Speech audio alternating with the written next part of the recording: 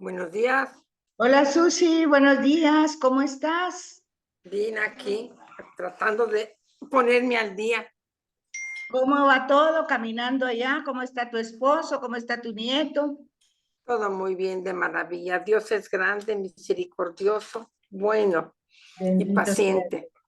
Me da mucho gusto oír eso. ¿Y tú cómo seguiste? También un poquito mejor, un Todavía un poquito poquito, mejor. todavía falta. Sí, cargar pilas para estar al día, ¿verdad? Ya sabes dónde enchufarte. Espérame, solo Ya, voy a contestar a Mati. Mati, extrañándote, ¿qué pasó?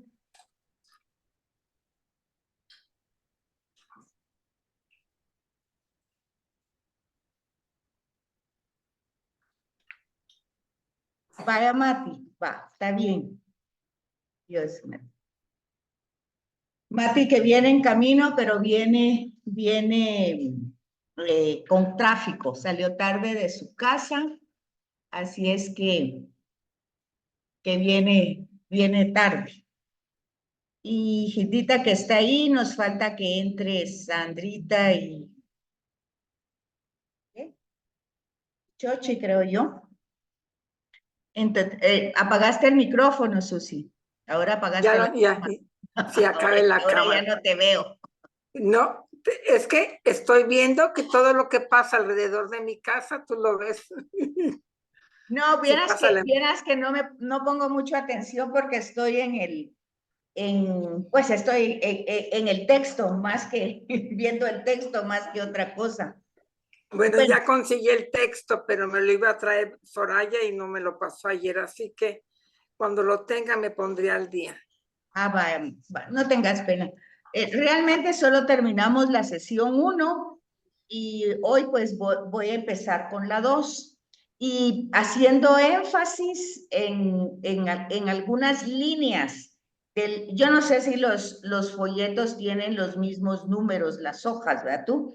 Pero en este caso, en la página 20 hablando siempre del tema de la creación, o sea, como introducción, pues lo que dice es que nosotros puede que no aceptemos o no creamos o qué sé yo cuál sería la postura humana, pero el hecho de que hay pues una obra que la tenemos ante nuestros ojos, aunque no podamos decir de dónde o cómo salió, si queremos sacar a Dios de esa realidad como creador, pero realmente dice pues eso es algo que ahí está, que no es algo que debemos como de ir buscando, ¿verdad? La creación ahí está y nosotros aquí estamos, ¿verdad? Ahora, el hecho de darle a esta realidad que vivimos, el que Dios sea creador y padre, pues lo que hace, dice, es posibilitar y también impulsar la aventura de la humanización no solo de nosotros, sino del mundo, para estar inmersos en una mayor humanización. Este párrafo de la introducción a mí me parece precioso porque aclara muchísimas cosas, ¿verdad? No se trata de espiritualizarnos, de salirnos del mundo, sino al contrario, humanizarnos cada día más y tener claro que la libertad humana, con todas las consecuencias que tiene ese don que nos ha dado Dios de ser libres, todas las consecuencias que de ello se derivan, no limita la omnipotencia de Dios. Es decir, nosotros hagamos lo que hagamos, pues Dios es Dios y ni lo limitamos, ni lo coaccionamos, ni le obstaculizamos. Dios es Dios creador y eso hay que tomarlo muy en cuenta en nuestras concepciones piadosas o religiosas que tenemos, dice, ¿verdad? Por el contrario, dice, es una plena manifestación del amor de Dios, de su poder, que no importa, es como decir, no importa lo que tú hagas, o sea, el proyecto de salvación continúa. Entonces, es interesante esta reflexión. Y a la inversa dice, la fe en Dios no significa merma alguna en las posibilidades humanas.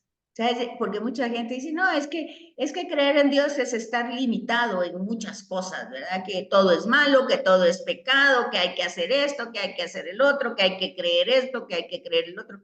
Pues aquí dice que todo lo contrario. Dice que no merma posibilidades humanas, sino que exige su máximo desarrollo. Esto es importantísimo, su máximo. Fíjese, no crece el hombre cuando desaparece Dios, ni se ensalza a Dios a costa de rebajar al hombre. Esa última línea me parece incluso muy iluminadora para ahorita la cuaresma, ¿verdad? Nosotros no a costa de rebajarnos, de sacrificarnos, de humillarnos, pues no vamos a ensalzar a Dios por eso. Por eso es tan importante escuchar las lecturas que se hacen, sobre todo la proclamación del Evangelio, de verdad de qué se trata, pero más bien se trata de nosotros, ¿verdad? No se trata de Dios. Entonces dice, no crece el hombre cuando desaparece Dios, ni se ensalza a Dios a costa de rebajar al hombre. Me parece muy importante esa cita. Bueno, luego entonces tenemos estas nociones del Antiguo Testamento y también aquí hay varias aclaraciones sumamente importantes. ¿Cómo va la evolución? Porque vean, la fe surge en la historia del ser humano. Entonces, primero empieza el ser humano a experimentar. Cuando nosotros tenemos, por ejemplo, la lectura del domingo pasado, la primera lectura que era de Abraham, pues nosotros ya tenemos anteriormente, ya tenemos quién era Abraham. En el capítulo 11 finales, al terminar la genealogía, que nos dice quién sale de Ur de Caldea, pues obviamente ahí nosotros entendemos que hay un entorno pagano, de una cultura pagana, de personas nómadas, migrantes, de tribus, donde han habido problemas, han habido muertes, hay esterilidad de parte de la esposa de Abraham. Entonces, no se nos da todo un relato biográfico, pero se nos da unas pautas para que nosotros entendamos la lectura del domingo, ¿verdad? Que la lectura del domingo pues pone literalmente que Dios le pide. Pero fíjense, cuando nosotros decimos que Dios no se muda, que Dios no cambia, que las promesas de Dios son las que son, pero luego decimos, prueba al hombre. Entonces ahí nosotros debemos de tener mucho cuidado, ¿verdad? Porque aquí les va presentando cómo se va desarrollando la fe.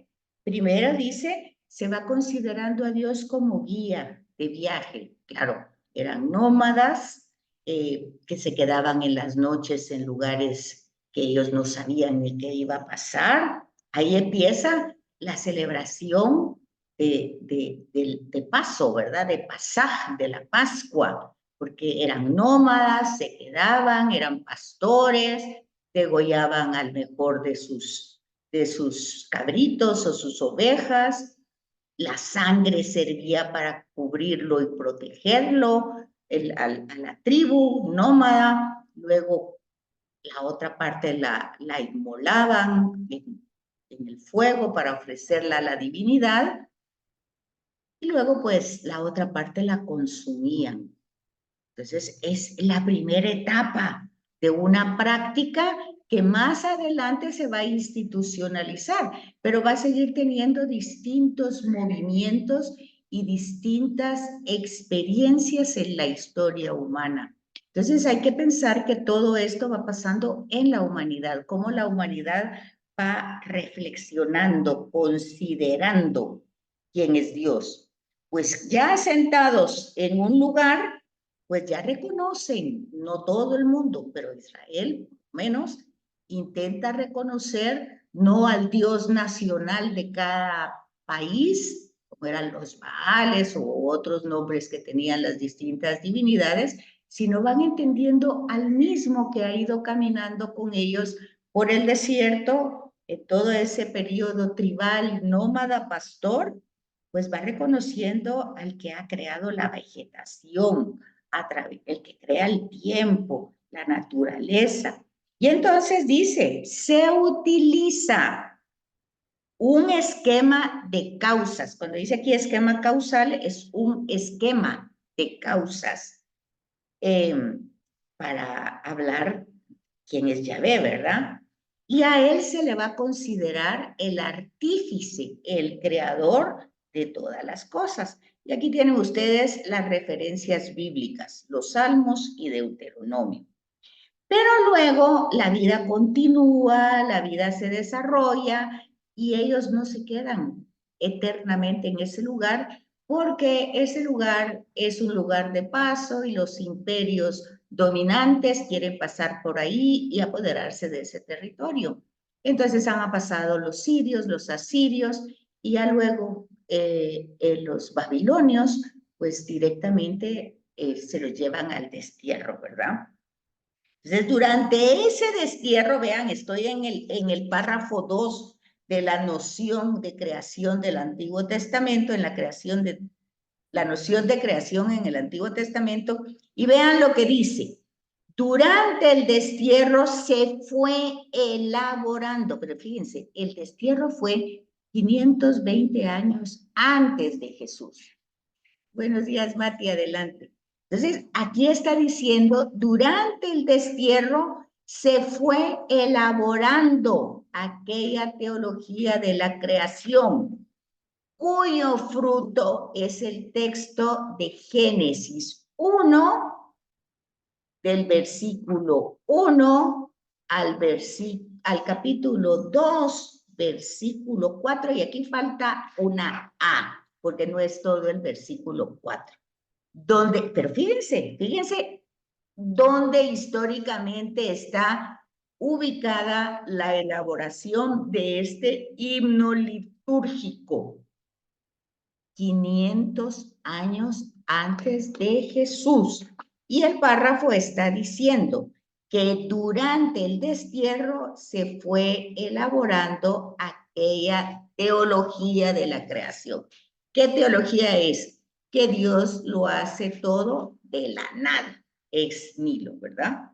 Entonces, más que ver, porque es un himno que alaba la creación de Dios, en la página 20, vamos, que alaba la creación de Dios y el poder de crear. El punto de inflexión o de vértice es el hombre, porque vemos toda una creación espectacular que luego pone al hombre como vértice del mundo creado por Dios, o sea, como administrador, como alguien que va a cuidar lo que no le pertenece, lo que es de Dios, lo que ha hecho Dios, pero que buenamente, amorosamente, tiernamente se lo ha puesto a sus órdenes, a su servicio. Y entonces dice en el tercer párrafo que la descripción que hace Génesis está orientada entonces a esto, al hombre. El hombre como criatura de Dios. Ahora fíjense, aquí cuando tiene la palabra tiene que abandonarse, la verdad es que no tiene que hacerlo, pero lo hace con gusto si lo comprende. Si no lo comprende, pues va a sentir una obligación que se le impone. Y entonces es donde tienen esas reacciones de querer sacar a Dios de esta realidad. Pero cuando el ser humano entiende, por eso los salmos dicen muchas veces, Señor, hazme comprender tus caminos, porque nosotros lo comprendemos desde nuestros esfuerzos, ¿verdad? De que si esto a mí me costó tanto y esto yo luché tanto y bueno, todo es una lucha y un trabajo. Y también el salmista dirá en un momento, en vano me agoté. Todo estaba en las manos de Dios, ¿verdad? Entonces hay que ir relacionando esas teologías que van surgiendo, ¿verdad? Entonces, el hombre como criatura de Dios no tiene que abandonarse, pero se abandona con gusto cuando entiende quién es Él. O sea, que no es autosuficiente, que no es todopoderoso, que no tiene la vida comprada. Cuando entiende sus límites, cuando entiende su estado, ¿cómo era la palabra que decía? Ahorita se me olvidó Santo Tomás, se me viene otra palabra que no es continencia, es contingencia, ya me acordé. Cuando entiende su contingencia, su limitación, que no puede saberlo todo, que no puede hacerlo todo, cuando entiende eso, pues posiblemente puede ir entendiendo quién es Dios y cuál es la relación que tiene con ese ser, que sería una relación confiada en esa realidad divina. Pero eso pues lo vemos con Jesús claramente. Tristemente decimos, lo que pasa es que Él era Dios, ¿verdad? Entonces decimos así y ahí es donde ya las cosas pues ya cambiaron de perspectiva, porque si era Dios, pues nosotros no lo podemos imitar, porque somos seres humanos, somos criaturas, y nosotros en el credo decimos que Jesús fue engendrado, no creado. Pero eso ya lo vimos en el curso pasado, ¿verdad? Todo ese tema de la humanidad y la divinidad de Jesús. Y ya vimos en qué herejía entramos y decimos, Él es Dios, ¿verdad? Porque anulamos todo el tema de la redención, todo el tema, que lo es, pero hay que entender la parte de Pablo que dice que no vio como algo codicioso el ser Dios, sino se anonadó, se hizo nada, ¿verdad? Entonces, bueno, eso ya lo vimos en otro folleto, y entonces, pero hay que tomarlo en cuenta y hay que irlo recordando, ¿verdad? Entonces, aquí se me vuelve a colocar las mismas, y bueno, aquí ya pasó a la otra. Fíjense que el último párrafo del primer numeral del 1, o sea, la noción creación del Antiguo Testamento, nos dice cuál es el verdadero fin del Génesis. Y dice, no es una explicación científica. Eso hay que tomarlo en cuenta. ¿Sí? El esquema de una semana, la creación, no es una información ni una explicación científica, ni cosmogónica del origen del mundo, de cómo fueron los orígenes del mundo. Ese no es el objetivo, no es ese. Lo que trata de hacer es, aquí hay otra palabra también que a mucha gente no le gusta, ¿verdad? En el folleto. Dice, lo que trata de hacer es exigir de nuestra fe lo siguiente. Bueno, la palabra exigir, pues tampoco va. O sea, porque ya decimos, eso tiene que surgir. Por eso vimos en otro tema que la fe, la esperanza y el amor son virtudes teológicas. Es decir, no las tenemos posiblemente como una semillita, pero son dones que Dios da, no los tenemos nosotros. Podemos amar, pero amamos pues preferentemente a nuestra familia, a nuestros hijos. No podemos amar así como Dios ama a todos hijos, el que más me hace daño, pues más lo perdono, y pues no podemos hacerlo. Quisiéramos, pero no podemos. Entonces, por eso se llaman virtudes teologales, porque Dios la da, la fe, la esperanza y el amor. Entonces, no podemos poner la palabra exigir a la fe, porque no podemos. Por mucho que nos exijamos, sabemos que no podemos. Entonces, lo que trata, entonces, dice el Génesis, es revelar que el hombre y su mundo dependen, en último análisis, total y exclusivamente en el devenir, en el ser y en el obrar de Dios como su propio autor. De eso se trata el Génesis. Pues si nosotros lo creemos, pues qué bien por nosotros, ¿verdad? si nosotros vamos entendiendo eso, no solo como una idea, sino como poniéndolo en práctica en nuestra vida cotidiana, pues nos vamos a evitar muchas angustias, el estrés, la depresión, que sabemos que estamos en las manos del Todopoderoso, del Padre bueno, que quiere lo mejor para nosotros, ¿verdad? Entonces, aunque las cosas aparentemente vayan saliendo mal, pues nosotros sabemos que Dios tiene caminos. ¿Sí, Mati? Solo una pregunta, ¿en dónde entra? O sea, Dios nos dio la libertad y todo para escoger lo que queramos hacer. Así es. Pero si tal vez no tengo muy claro eso, si Dios nos dio todo y a Él debemos todo, ¿dónde está nuestra libertad de escoger qué queremos y qué no? Pues está en el libre albedrío, tú escoges lo que a ti te parece, pero hay que tomar en cuenta pues de que si nosotros tenemos como el tema de que Dios es el Señor, el Creador, entonces yo voy a buscar entre las posibilidades que tengo lo que decimos siempre en la misa, que todo mi actuar te tenga a ti como fuente y a ti como meta. No tanto que voy a ganar, que voy a perder, que voy a sacar, o sea, es decir, el principio es Dios. Entonces, Él es el principio de mi actuar. ¿Se acuerdan? Lo decíamos hace 8 días.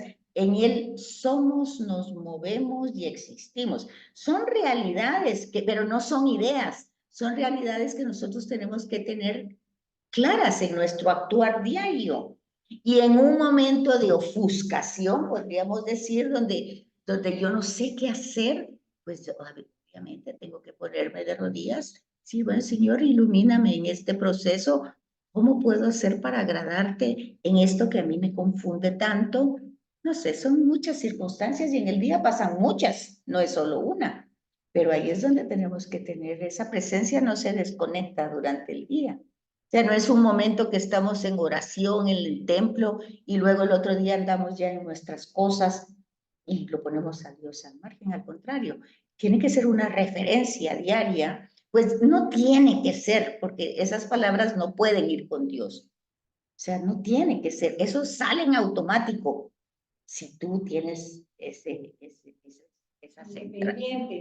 parte tuya. Y si no la tenemos, pues también pedirla, ¿verdad? Decir, Señor, que yo te tenga tatuado todo el día, saber que tú estás conmigo, que estás acompañándome, que no pierda el enfoque de tu persona, aunque las circunstancias sean difíciles. Hay un himno litúrgico que dice, ante el duro oleaje, ponme costado de gracia. A mí me encanta, ¿verdad? Porque el oleaje de repente se abre en un momento y uno se ofusca todo, pero uno está pidiendo costado de gracia. O sea, tú colócate a mi lado para que ese oleaje no me trastorne, no me confunda. Ese mismo himno dice, enfría mi boca, dice, o enfría mi brasa, algo así. Y pone, o sea, le estamos pidiendo a Dios concordancia de cuerpo y alma. Es un himno litúrgico que se lee en la liturgia de las horas. Y dice también que los sentidos no me venzan en la batalla. Dame como te pido concordia de cuerpo y alma.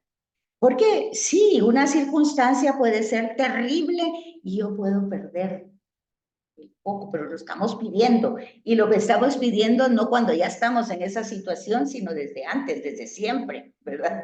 Porque las circunstancias difíciles pues aparecen y nosotros tenemos que estar preparados. No, a mí me parece que la oración casi siempre es que no me pase esto, que no me pase el otro, protégeme. No, más bien que van a pasar las cosas, pero que en esos momentos yo te tenga presente, que tú me des costado de gracia, que los sentidos no me confundan a tal punto de que yo no te pueda visualizar o vivir.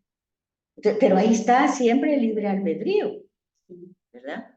Entonces, es lo que dice este último párrafo, ¿verdad? No podemos, pues, más que todo es el hombre y su mundo dependen de Dios, ¿verdad? exclusivamente del devenir en el obrar de Dios. Él es el autor. Bueno, eso algunos dirán que no, o que sí, porque luego hoy la psicología da otros enfoques, ¿verdad? Hoy la psicología da un enfoque diferente y bueno, ahí entra el libre albedrío.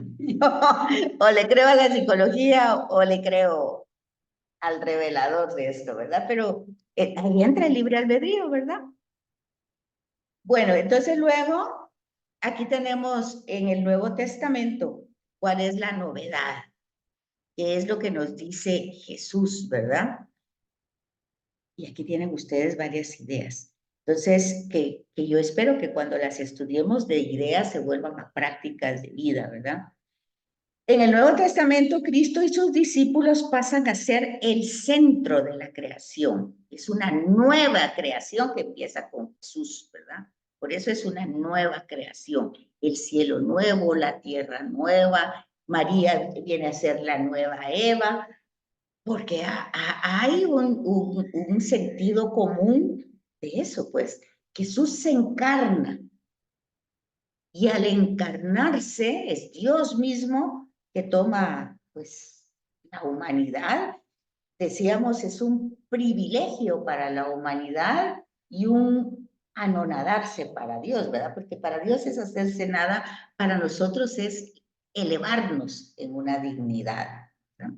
Entonces eso hay que fijarnos porque la novedad de todo lo que él dice y todo lo que él hace, pero vean, siempre el evangelio, que es el mensaje de Jesús, y lo vimos el domingo, ¿verdad?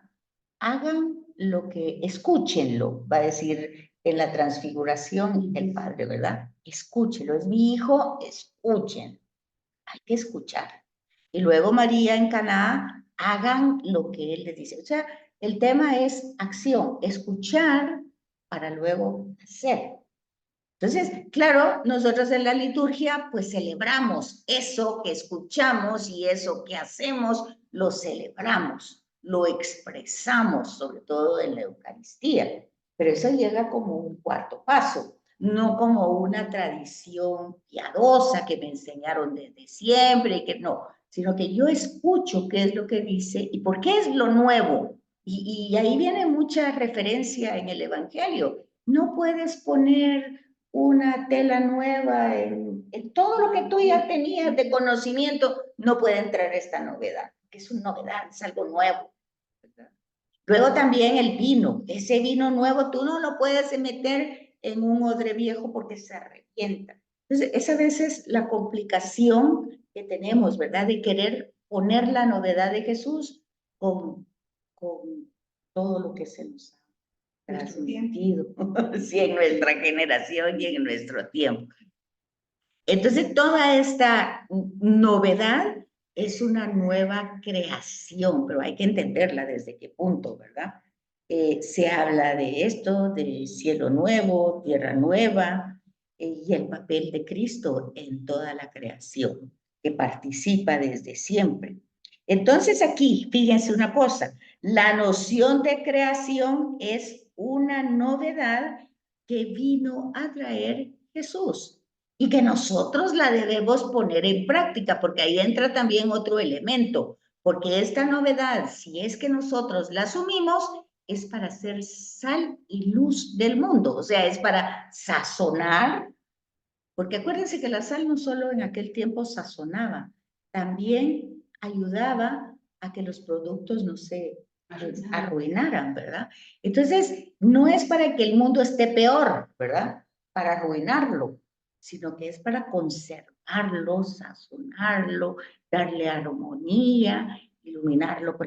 Esta novedad es para hacer la práctica, hacer la vida y llevarla, ¿verdad? Entonces, por eso este segundo párrafo de la página 20 dice que es una novedad de Cristo y que los cristianos, pues, somos seguidores de Cristo. Se la seguimos llevando, ¿verdad? No como idea, sino como una realidad. Y pone aquí el tema de los griegos. Se quedaron entre el panteísmo y el dualismo. ¿Qué quiere decir esto?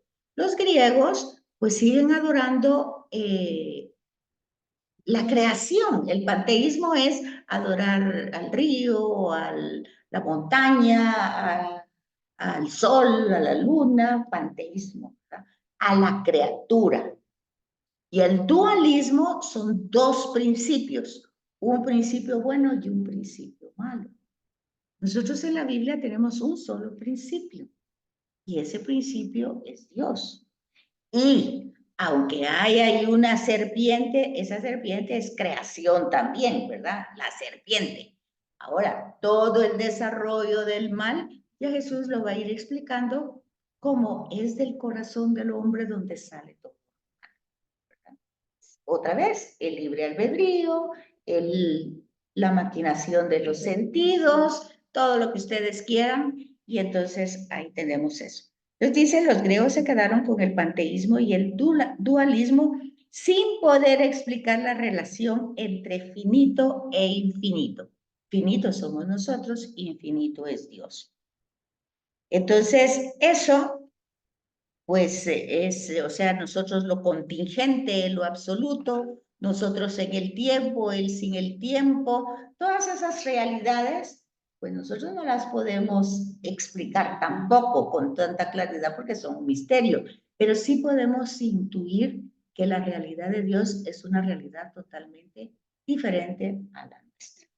Y que es todo una gracia de Él el que nosotros podamos intuirlo, acercarnos a ese misterio, que es el mismo el que nos acerca, no somos ni nosotros los que lo hacemos. Entonces, creación para los griegos era poner en movimiento algo que ya existía. Y la noción del cristianismo enriquece y revela el concepto de la nada. Es decir, cuando dice la creación ex nihilo, es que fue creado de la nada. Entonces, aunque ya vimos anteriormente, sea la evolución, sea el Big Bang, lo que ustedes quieran, lo que sea, siempre el cristiano va a entender que el acto que va a poner en movimiento todo, pues es Dios mismo, ¿verdad? ¿Cómo lo vamos a explicar? Pues es que no sabemos cómo explicarlo, pero sí sabemos que la acción es de Dios. Nosotros podemos en nuestra humanidad explicar muchas cosas desde la ciencia, pero otras tantas no podemos hacerlo. Entonces, para los griegos, ¿verdad? Entonces, tienen esta dificultad. Somos puramente contingentes y de alguna manera somos necesarios, pero es decir, como que Dios nos haya creado por necesidad. Nosotros vemos que en el prefacio de las Eucaristías, en algunos prefacios, se leen, dice, aunque tú no necesitas de nuestro reconocimiento y nuestra, pues, alabanzas, no te hacen más Dios, ¿verdad? Es don tuyo que nosotros seamos agradecidos. No porque Él necesite que le agradezcamos, porque Él lo ha hecho todo así libremente. Bueno, yo no sé cómo van, ahorita les voy a un poquito dar la palabra para terminar el último párrafo. La fe en la creación es parte del dogma cristiano. Creer en Dios, Padre omnipotente, creador del cielo y de la tierra, significa dos cosas. Que todo lo que existe viene de la libre iniciativa del amor de Dios que quiere comunicarlo. O sea, todo el tema de la comunicación es Dios que se da, que se comunica al ser humano. No es para recibir, se da, Él da, ¿verdad? Y que tal comunicación es absoluta y que nada preexiste a tal gesto de Dios. O sea que antes de esa acción amorosa de Dios no hay nada. Así como dicen los poemas, ¿verdad? Antes de ti, la nada. Después de ti, la nada. Algo parecido. Bueno, no sé qué les parece. Dudas que tenemos ahí. ¿Qué dicen? ¿Vamos bien? ¿Vamos bien? Ay, qué bueno, me da gusto. Entonces, luego tenemos en el numeral 3 la explicación de la creación ex nihilo.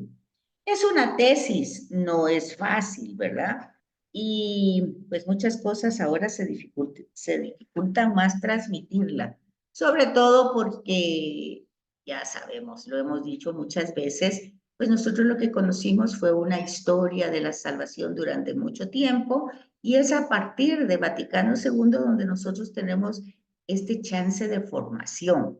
Antes, pues nosotros conocíamos la historia de la salvación, o sea, conocíamos relatos, narraciones muy bonitas y ahí nos quedábamos con esa información, ¿verdad? Entonces, pero ahora cuando nosotros tenemos que razonar nuestra fe, entenderla verdaderamente, pues ya la cosa se complica un poquito.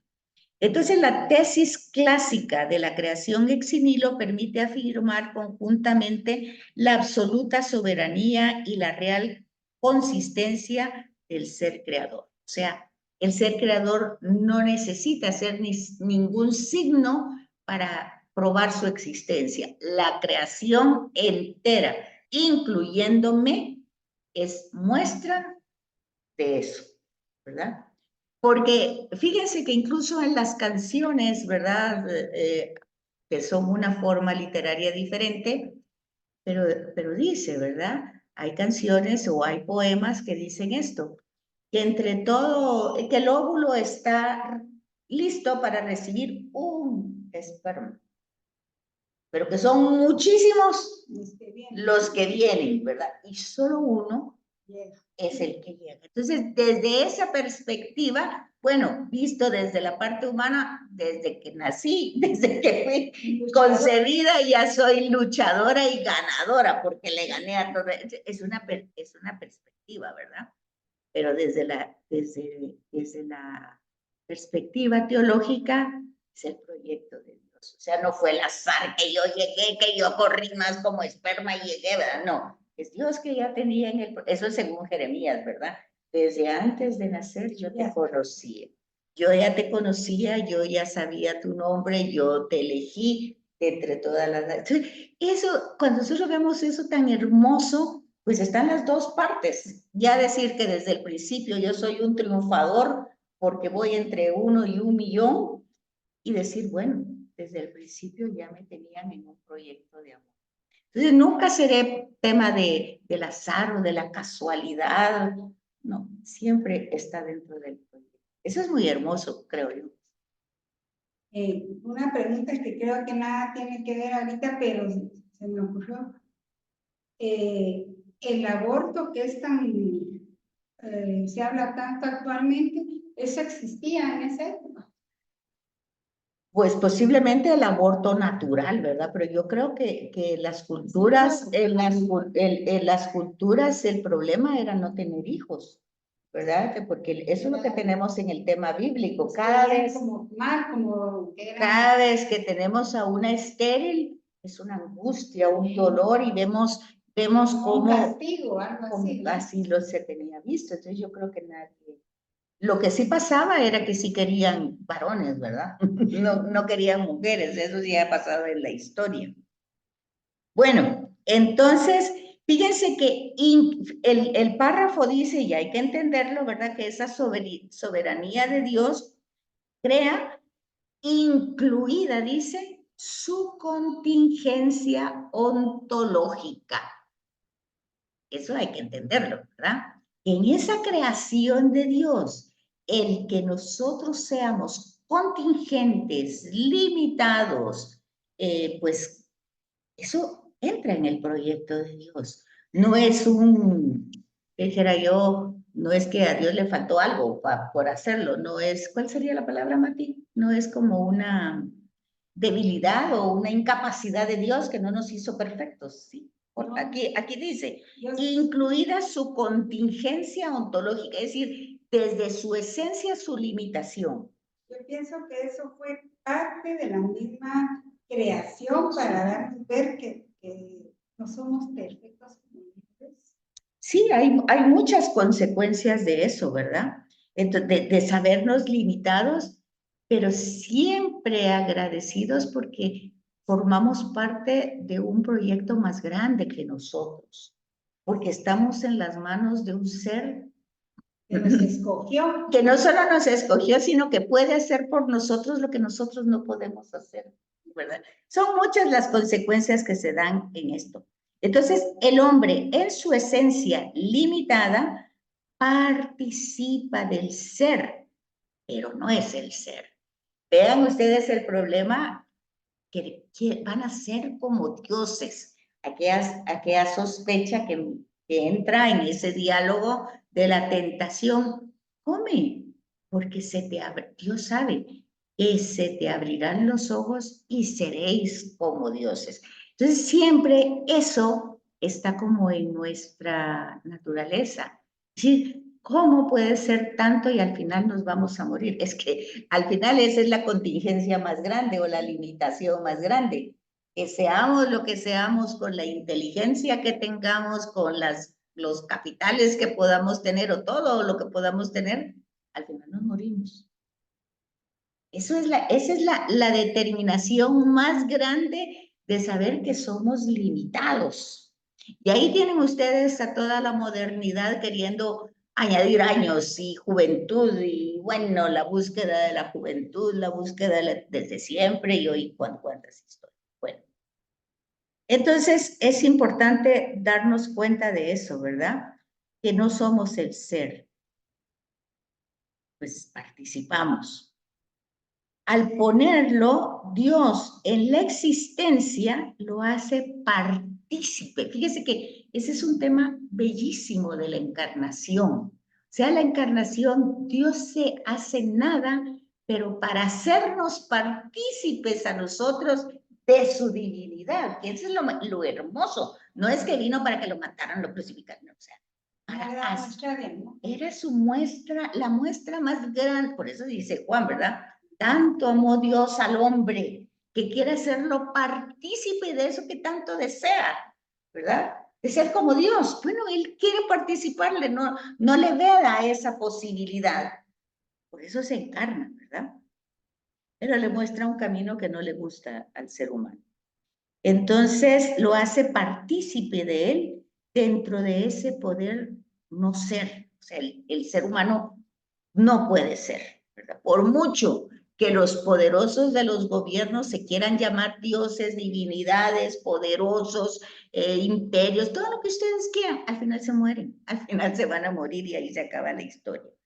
Entonces, aquí se adjudica de un deber ser, pues ha sido querido por Dios. O sea, simplemente desde la forma más bella de reconocer a Dios en su absoluto poder es descubriendo nuestras incapacidades. Porque solo ahí nos podemos dar cuenta de verdad de lo que Dios hace.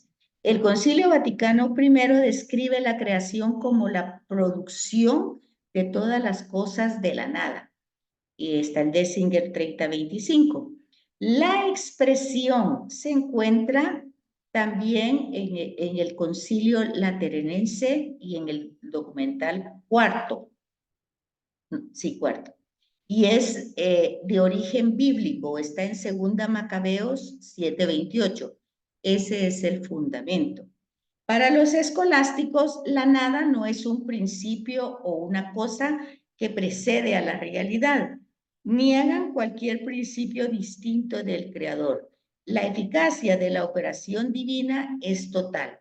Dios no perfecciona nada, sino que produce toda la realidad según toda substancia.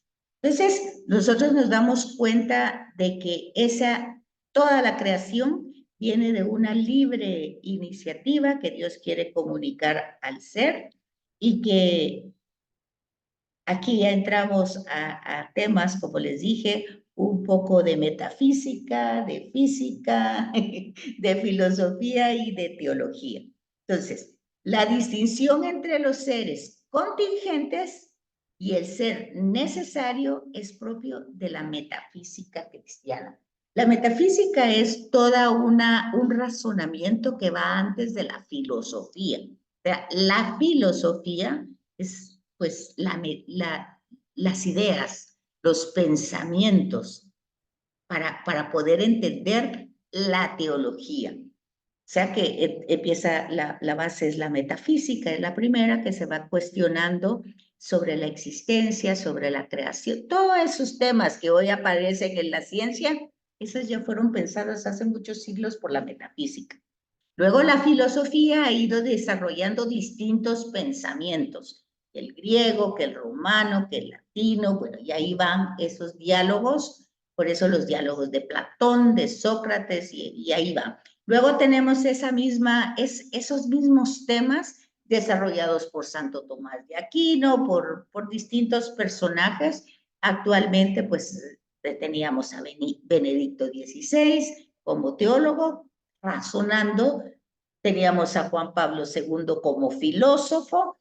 Entonces, todos estos son los mismos pensamientos de todo el tiempo, porque no son nuevos. Pero tienen enfoques diferentes, ¿verdad? Se van desarrollando desde distinta perspectiva. Entonces, la metafísica cristiana habla de los modos de ser. Los seres contingentes, pues son seres limitados, ¿verdad? Son contingencia, quiere decir que se va a acabar. Lo que hoy está y mañana no está. Todo lo que ha sido creado por Dios, una vez no existieron, podrían no haber existido y un día dejarán de existir. Dígase así del universo, de la tierra, del cosmos, todo lo que ustedes quieran. Son seres contingentes. Todo se va a acabar, ¿verdad? De hecho, Jesús dice algo así, ¿verdad? El cielo y la tierra pasarán, o sea, todo se acabará, pero mis palabras no. Entonces, las palabras no entran en la contingencia, porque aquí entra el ser necesario, creador, perfecto, eterno, que existe por sí mismo. Es decir, no tiene una causa para existir. Él es la causa en sí mismo, causa sui. Esa también es una referencia a Santo Tomás de Aquino, ¿verdad? ¿Se acuerdan cuando veíamos la Trinidad? Sí. El Padre es causa sui. El Hijo es mente, ¿verdad? Mente sui, la mente de Dios y el Espíritu. ¿No se acuerdan? Dice, no, tú no llevaste ese, creo yo. Bueno, entonces, eso es lo que les va presentando. El hombre produce un efecto dándole sentido a las cosas, ¿verdad? Pero aquí vamos viendo la absoluta soberanía de Dios y la real consistencia del ser creado. Fíjense que si vamos comprendiendo todo esto, vamos entendiendo qué es lo que Jesús predica del reino de Dios. Ya, que Dios reine en la vida porque Él es el creador, Él es el Señor, Él es todo, que reine realmente, ¿verdad? Cuando Jesús dice, ya el reino de Dios está cerca. Cuando nosotros decimos, venga a nosotros tu reino, está hablando de todo esto, de darle la primacía absoluta al Señor, que es quien lo conoce todo y lo sabe todo, porque lo entendemos, lo consideramos y creemos como el creador y Señor de todo cuanto existe, incluyéndonos, ¿verdad? Entonces también ahí tiene que ver que nosotros no somos asesores de Dios, ¿verdad? No le decimos, haga esto, quita aquello. No es la asesoría nuestro papel, ¿verdad? Entonces, luego aquí, la creación como un producto de todas las cosas de la nada según la substancia. O sea, Dios ha creado todo. Este es el Concilio Vaticano I, ¿verdad? Que nos va a hablar de una creación que ha hecho todo y todo lo ha hecho no imperfecto, lo ha hecho como tenía que ser, ¿verdad? Pero sí se fijan una cosa que, por ejemplo, la naturaleza también es contingente, ¿verdad? Cuando nosotros vemos justamente en los evangelios la autoridad de Jesús, que aunque Él no diga que es Dios, ahí vemos una autoridad que está fuera de nuestro alcance. ¿Por qué? Dice, porque reprime o le llama la atención a los demonios, incluso a la naturaleza, ¿verdad? Cuando en aquella tempestad en el lago, la silencia, la calla. Entonces, eso es un signo, ahí no está diciendo que Él es Dios, pero ahí nos está dando una insinuación de la realidad del poder de Dios encarnado en Jesús. Es lo que nosotros tenemos que ir descubriendo en esas acciones, ¿verdad? De la pregunta que hacen los evangelios sinópticos, ¿quién es Jesús? Pues en algún momento en el Getsemaní lo vamos a ver llorar, sufrir, pues, sobre todo en el Evangelio de Lucas, ¿verdad? Pero luego lo vemos en otra escena, en otro escenario, ¿verdad? Como en ese del lago, sí. Entonces nosotros ahí vamos entendiendo lo que se nos está diciendo. Fíjense, yo no sé por qué esto vuelve a regresar, ahí está. Sigue este mismo numeral 3 de la creación ex nihilo y habla de la diferencia entre crear y el obrar humano.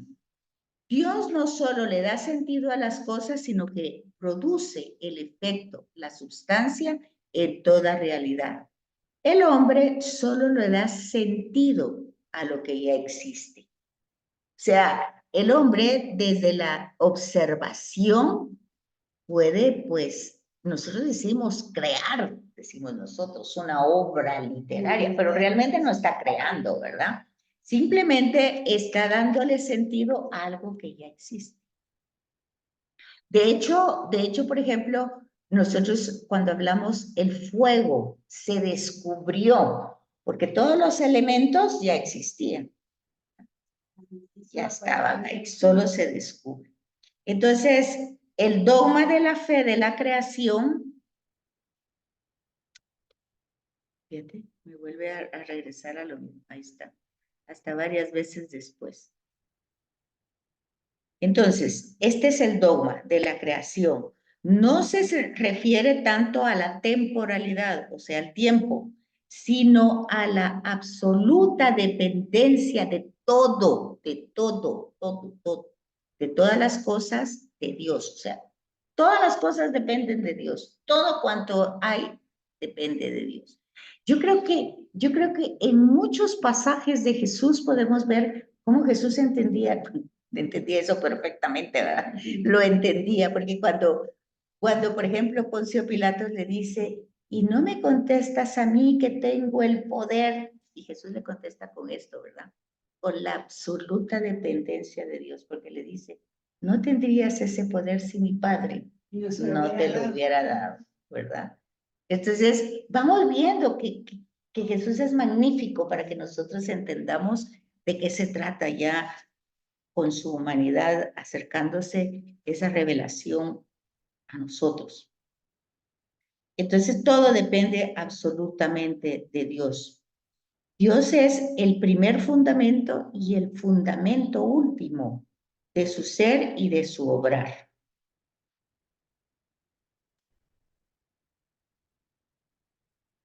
El hombre como criatura, es criatura, no porque descienda de una persona producida directamente. Fíjense eso, por favor.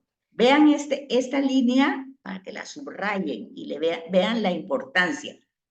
Hablando, complementando el pensamiento del monogenismo y poligenismo. Dice, el hombre es criatura, o sea, es creación, no porque descienda de una persona producida directamente por Dios, o al menos porque esté compuesto de elementos creados por Dios, sino porque su ser, su obrar es producto constante y directamente es producido constante y directamente por la operación trascendental de Dios, que es lo que decíamos, nos somos, nos movemos y existimos por Dios. Es esta la referencia.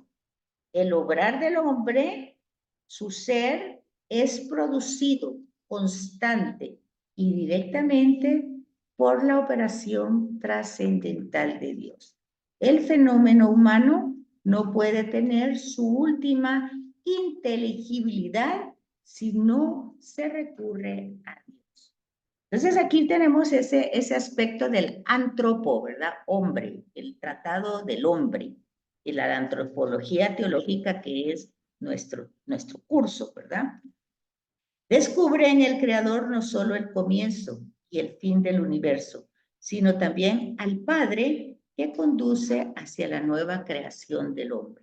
Entonces, es voluntad del Padre que nosotros regresemos a Él. Entonces, es voluntad del Padre encarnarse en la persona de Jesús. Es voluntad del Padre dejarnos a su Espíritu para que nosotros podamos pues afrontar todas las circunstancias de la vida. Y todo eso no es a causa del pecado del primer hombre, sino que eso ya estaba desde siempre.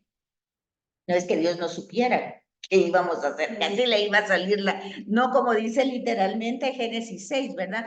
Y le pesó a Dios haber creado al hombre porque vio que era puro mal desde ahí es donde ustedes tienen que ver que ese es un lenguaje muy primitivo, pero que obviamente no entra entre la realidad. A Dios no le puede pesar haber creado al hombre. No, que fue su decisión. Claro, fue su obra y en su obra es como él la quiso hacer. No es una obra que nosotros, es que el hombre no es perfecto, es que Dios lo hizo imperfecto. Lo hizo como tenía que ser, contingente, limitado. El problema es que el ser humano no acepta esa realidad.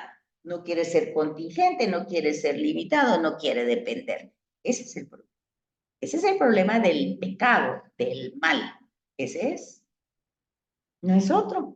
Y de quererse superior unos con otros. Pues es que ella trae distintas cosas, ¿verdad? Y entonces aquí tenemos a varios personajes, y entre ellos el Papa Benedicto XVI, que habla de la contingencia del hombre. Yo no debería de ser, pero soy. Tú, oh Dios, me has querido. Sí, porque es que de veras, ¿verdad? Y eso, cuando nosotros vemos ese amor de Dios, a pesar de, ¿verdad? A pesar de todas nuestras incoherencias. Bueno, no sé cómo estamos de hora porque ya vino Miriam. Menos 3 minutos. Menos 3 minutos. Entonces, nos quedamos en el numeral 4, la mediación de Cristo en la creación. Así es que alguien me había escrito aquí, perdonen que no miro a veces. Dice Sandra, ay, buenos días, Sandrita, perdón, buenos días. Muchas gracias. Ahora ya pongo aquí la pantalla porque ya tengo presenciales, les cuento. Bueno, qué gusto que tienes presenciales. Yo seguiré siendo virtual. Un besito para cada una. Feliz fin de semana, que estén bien, cuídense mucho. Gracias, feliz fin de semana.